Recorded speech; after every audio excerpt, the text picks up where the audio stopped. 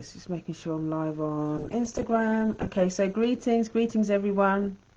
I hope you are well. I hope you are well. So for those of you that have never been to one of my broadcasts before, my name is June Allen and I am a trauma therapist. I'm a coach and also a facilitator in recovery.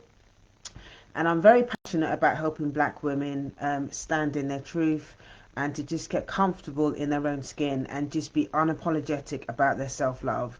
Okay, so hi, thanks for joining.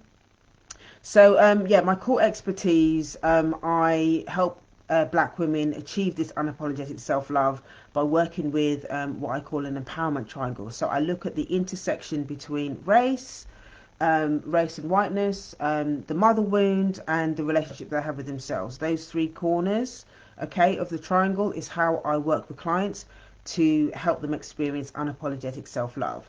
So that's a little bit about what I do. So just bear with me 1 second. I'm just making sure everything's okay there. All right, so today I want to talk to you about how to deal with post-Christmas blues, okay? Post-Christmas blues. And I don't know about anybody else, but I've been feeling a little bit meh, the last week or so. I can't believe we're already 10 days into the new year already. And I've been seeing a few posts and stuff on social media about people feeling a little bit meh, in January, and it's quite common. So I thought I'd just jump on and just share a few thoughts and feelings about how I deal with stuff and stuff that hopefully can help you. But before we dive into the content, I just want to give a tiny little bit of just go through some housekeeping and some things that I've got on, some tools and stuff for you as well. So the first thing is I now have a free 101 simple self-love tools PDF for you. 101 simple self-love tools for you to download. So if you click the link in my bio, we'll go to heal.juneallen.net. That's heal.juneallen.net. That's heal.juneallen.net. You can download these 101 free simple self-love tools, absolutely free.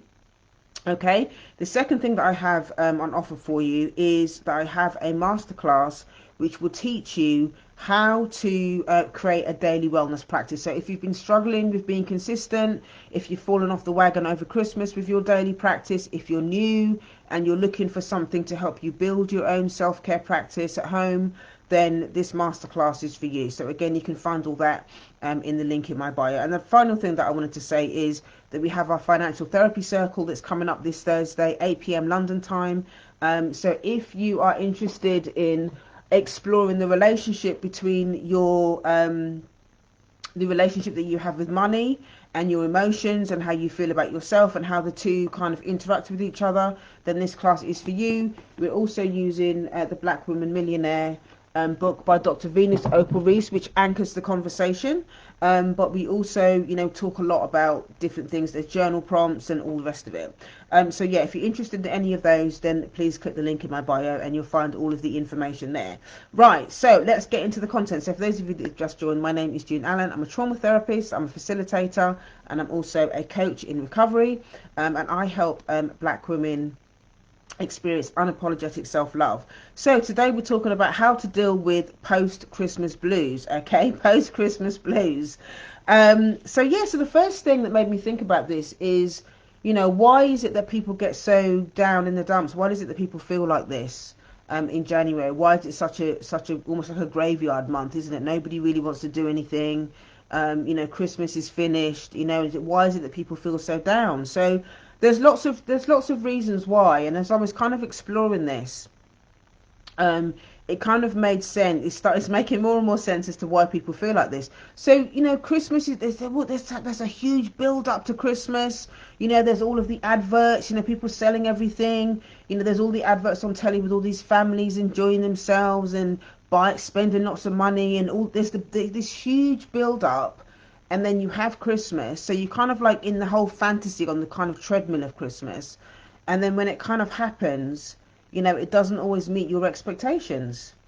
Maybe the people that you were going to spend Christmas with, your expectations about those relationship didn't, or those relationships with your family or with your partner or whatever, that those relationships weren't as you fantasized them to be, and so you end up feeling disappointed. If you've got dysfunctional family members that you had to meet up with, and you were hoping that maybe their behaviour had changed, and they're still behaving the same way. You know, that in of itself, again, is gonna, your expectations are not been met, and so you're left feeling a little bit, oh gosh, what am I going to do about this person? And or maybe there's the realization that maybe your family are not who you think they are. You know, there's always this thing about around Christmas where people sort of saying, you know, it's Christmas time, you know, you have to forgive and forget, let it go, and all the rest of it. But if people are still been acting up, or people are still behaving in a way that's disrespectful to you, if people were rude to you over the holidays, you know, January is going to feel pretty shit for you, because you're having to sit with the realization that actually all of this time I've been hoping that things are going to be different, that people are going to behave differently, that you're going to get some sort of respect, and it hasn't happened. Okay, it hasn't happened. So it's kind of left you feeling disrespected. It's kind of left you feeling maybe isolated. You know, if you're the person in the family that tends to speak up, you know, it might leave you feeling a little bit disconnected from either your siblings or whatever, because you're always kind of counted as the troublemaker for always speaking up. You know, and what I would encourage you to do if you're in that situation is to, you know, you have to start being honest with yourself first about how much pain that this has caused you. You know, you have to be honest with yourself that maybe you have been fantasizing a bit too much about Christmas and about certain relationships that have not been working for you. You know, before you can actually start to make a change, or start to, even before you can even ask for help for anybody else, you need to have that honest conversation with yourself first and say to yourself, do you know what? Yeah, I've been in denial about all of this. I've been in denial about how I'm feeling. I've been in denial about these relationships that are not working for me, and I'm in a lot of pain. Okay, once you have that honest conversation with yourself, okay, then you can start to reach out for help and start to ask for support around what happened, why you're feeling the way you are. You know, I mean, as a trauma therapist, you know, I work with people all the time about, you know, dysfunctional family members that are just not willing to make any change. And you can't change other people. This is the thing. You can't change other people. You're powerless over how other people behave, but you're not powerless over how you respond. Okay? You're not powerless over how you respond. You know, you can set boundaries, you can detach with love, and you can begin to start to process the feelings that you have around all of this. But it's difficult to do it when you're on your own, when you're by yourself. You know, I do if you're interested in working with me one-on-one, again, if you click the link in my bio, go to heal.juneallen.net. That's heal.juneallen.net. That's heal.juneallen.net. I do have one-to-one spaces at the moment for anybody that is looking for more direct support. So yeah, you know, there's an opportunity there for you to really get clear and honest about how you can begin to look after yourself within very difficult family dynamics. Okay, so the other thing that I would say about the whole family dynamic thing is make a note for yourself for next year. Don't wait until next year and then you know, when you're starting to think about Christmas, go into that whole cycle again of, you know, oh, that person, I hope that person's going to be different, or, you know, instead of, you know, in your gut, okay, who you want to spend time with, you know, in your heart who's willing to do this work and who's not going to change. They're just going to keep behaving the way they're going to be behaving. So it's down to you then to make a decision about how you're going to interact with that person next year. Don't get trapped into that thing of blame. You know, I didn't have a nice Christmas because so and so didn't behave themselves, or that person said this, or this person said that. Yeah, at the end of the day, you've got to make the decision. Do you want to, you know, how do you want to proceed with that particular relationship or that particular environment moving forward? You've got to make that decision. Because if you're always waiting for other people to change, then you're just giving away your power, and nothing's going to be any different. You know, you're setting yourself up for a life of suffering if you're always waiting for other people to change and other people to do the work. You've got to do your own work. You've got to do your own work. You've got to make your own choices about what works for you and what is appropriate for you, how you want people to treat you. There's no point in you keep telling people how you want people to respect you. You want people to do this and do that. You, at the end of the day, you know, you set the boundary with somebody. You explain to them. Okay, but if they keep doing the same thing over and over and over again, they keep saying sorry but not changing their behaviour, that's not a sorry. That's not a sorry, that's not an apology. An apology is changed behaviour. Okay, an apology is changed behavior. It's not a word. Okay, it's a verb. It's a verb. So if that person, for whatever reason, keeps doing the same behavior and over, it's time for you to think about, okay, well, what am I, how am I going to respond to this person? Because this person is going to keep doing what they keep doing. And if that person becomes unsafe, then you need to do what you need to do in order to look after yourself. So it might be that you make a decision this year that you're going to spend less time with that person or none at all. But you need to make that decision in order to look after yourself. Okay, so that's the first thing. Okay, recognizing that the reasons why you might be feeling the way that you're feeling. Maybe you spend too much money as well. That's another thing as well about why people feel sad at this time of year. Okay, there's the relationship part of it, there's the fantasy, there's all of that stuff, but there's also the thing about money. Everybody is hyped up in December about spending money on Christmas presents, and if you don't, then you're this, you're that. Have you overspent too much money? Because you don't want to feel left out, because you're people pleasing, because you don't want people to think that you're being stingy or whatever. But in doing all of that, if you're focused on what other people think all the time, then sitting here in January in deprivation, okay, is not a good feeling either. Maybe you feel ashamed because of all the money that you've spent. Okay, again, it's time for you to get support with all of this. Okay, you need to deal with how you deal with the situation. Okay, deal with the consequences, not beating yourself up, because that's not going to help. Okay, beating yourself up about what you did in December is not going to help you move forward in what you need to do now. Okay, right now you need to be dealing with the feelings, dealing with the consequences of it. Okay, dealing with the consequences of what happened in December, the spending or whatever, and then taking the steps. Okay, and make a note again for next year. Make a note of what you want to be differently. Journal it out. And put a little note in your Google Calendar for next year to remember that, okay, well, this is how I felt at this time of year last year, this is how you felt at this time in January this year, and then to make a conscious decision when we're nearer to Christmas next year. Okay, and dealing with the feelings around this time of year is really important. Another reason why people feel, there's like kind of like a January blues as well, is because there may be like an element of grief. Okay, there might be an issue of grief that's happening as well. Maybe the whole thing around, maybe you lost loved ones around Christmas time. Okay, that you've not really had an opportunity. You've not really felt it as such because you've been busy doing this, that, and the other. And you've not really felt it. Maybe you actually only really feel the loss of those particular family members that were dear to you in January, because it's quieter in January. There's a lot of stillness in January.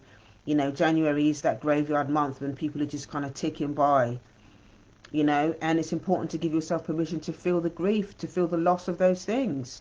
I normally do I do a power walk every morning. I just kind of walk around the block, and I did put something on my stories yesterday where I just saw all of these Christmas trees kind of flung out. A lot of people have obviously taken their decorations down, and there was all these Christmas trees kind of flung out all over the place, and it actually made me feel really, really sad.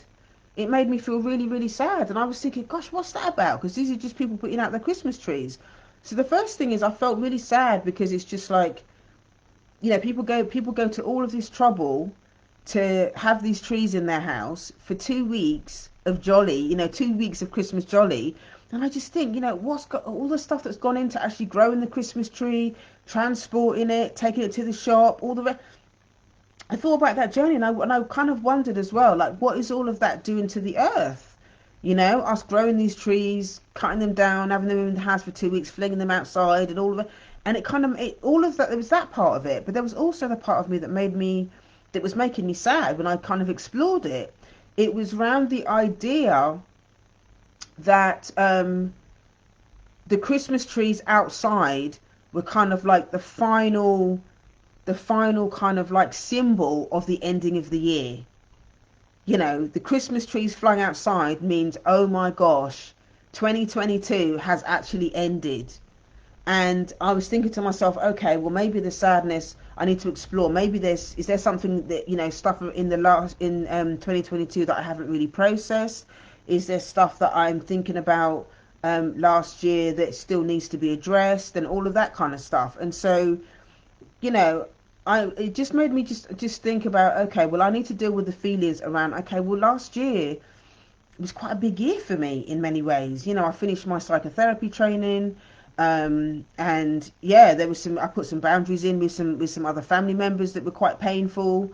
So there was a, you know, saying goodbye to 2022 means that I also have to say goodbye to you know, the things that I wanted to let go of. You know, and so their Christmas trees just represented, you know, they were symbolic for me. They were very, very symbolic. And so again, this is just adding to the whole conversation around January blues. You know, have the conversation with yourself. Are there things that you know that you're still holding on to now, that you know that you let go of last year, that you haven't really fully processed? Maybe it is a relationship. Maybe it's maybe you moved house. Maybe your children left home, or whatever. Maybe you lost loved ones, or whatever it is.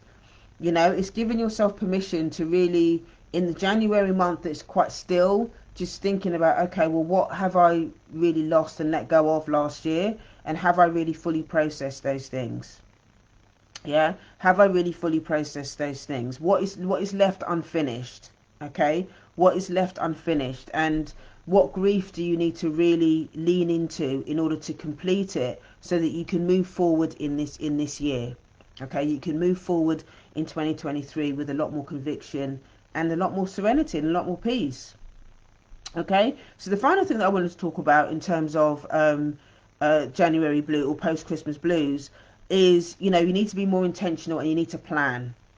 Okay, you need to do a lot more planning, and obviously you can't plan every single thing because you don't always know what's going to happen.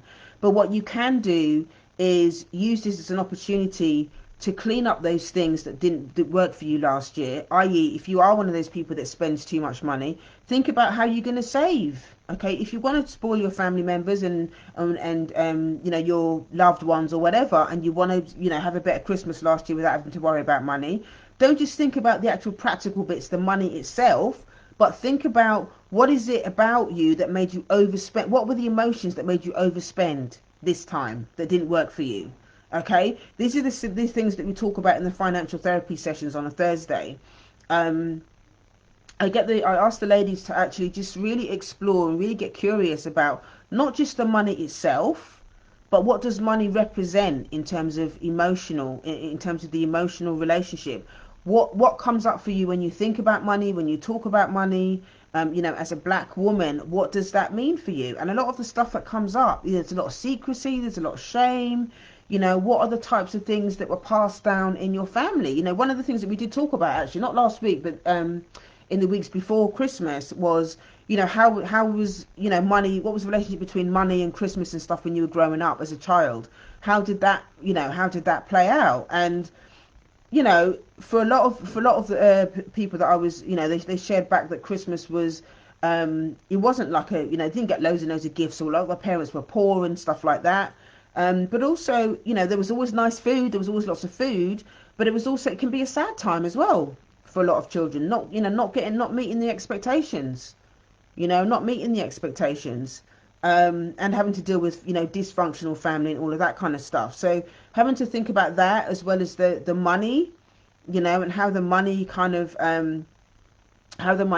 plays out, and how their relationship with money today, how that's changed since, you know, how they experience money, or how the relationship with money within their family, the patterns that were passed down, how does that impact how they spend at Christmas now?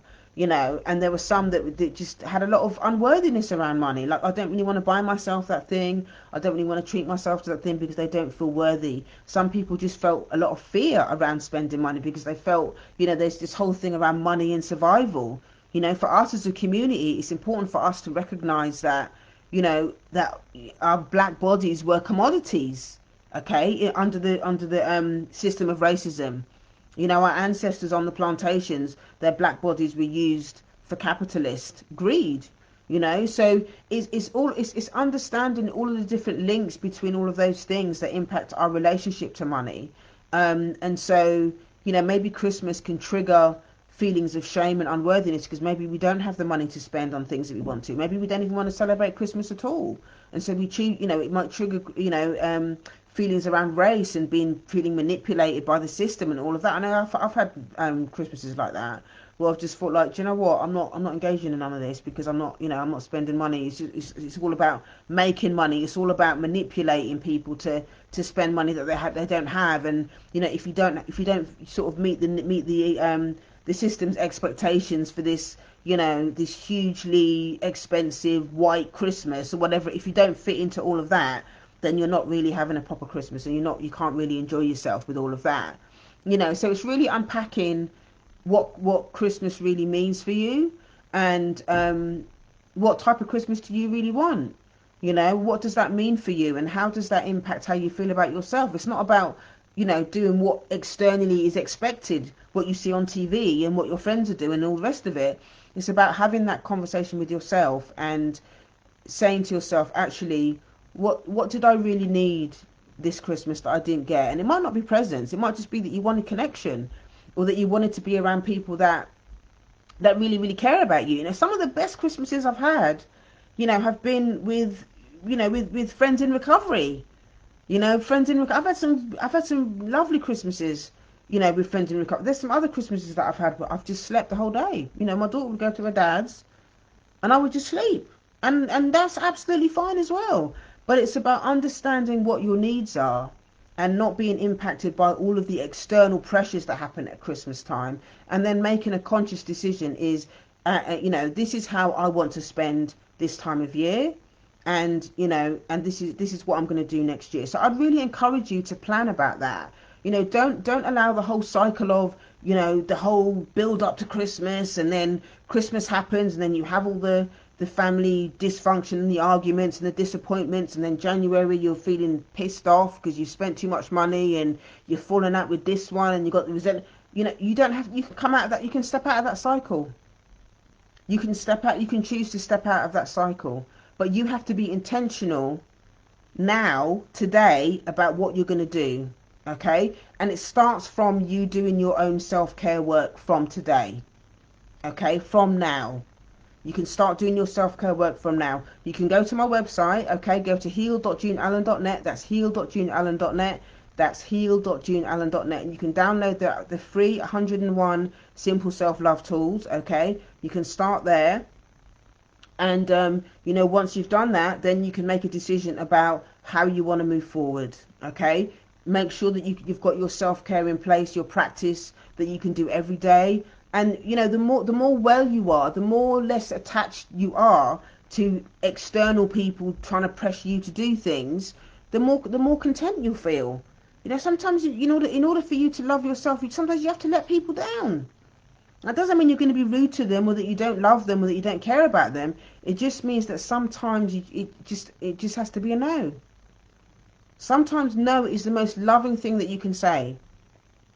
Because when you say no to other people, you're saying yes to yourself.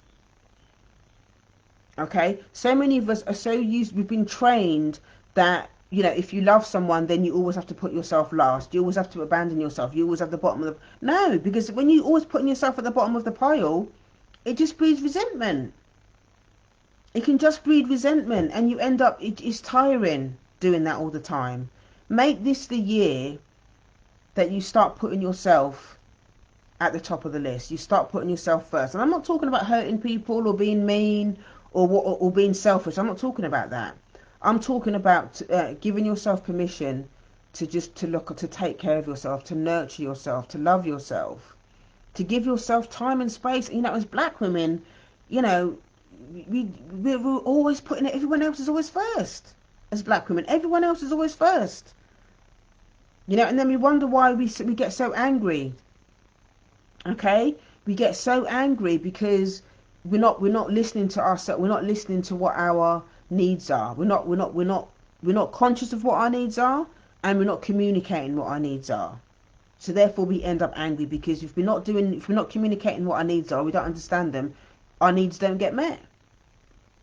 And if you've got unmet needs, you're going to be angry. Okay, you're going to be angry. So give yourself permission to listen to yourself and to say yes to you for a change, and let other people wait. If they're going to be vexed, let them be vexed. if other people are going to be vexed, or what, let them be vexed. That's just how it is sometimes. As black women, it's time for us to take up space and not allow other people to dictate who we are, what we are, who we should be. You know, black women are the mules for everybody else, and it's time for us to stop that. It's time for us to stop that. Okay, this is about self-love. Okay, so that's it for today. I'm going to leave it there for today. I hope you enjoyed today's session. If you were really moved by today's session and you know somebody else who you think might benefit from it, please share it with them. If you would like to obviously download your 101 secret self-love, simple self-love tools, or if you'd like the masterclass about how to create your daily wellness practice, or you want to work with me one-on-one, or you want to join us in the financial therapy circle, click the link in the bio, go to heal.juneallen.net. That's heal.juneallen.net. That's heal.juneallen.net. Thank you so much for choosing to spend the time with me today. Thank you for those of you who've joined me live. If you've got any questions about anything that I've shared today, please send me a DM, or you can send me an email, info@yardofgreatness.com. Have an amazing day, and I will see you next time. All right, take care. Bye-bye.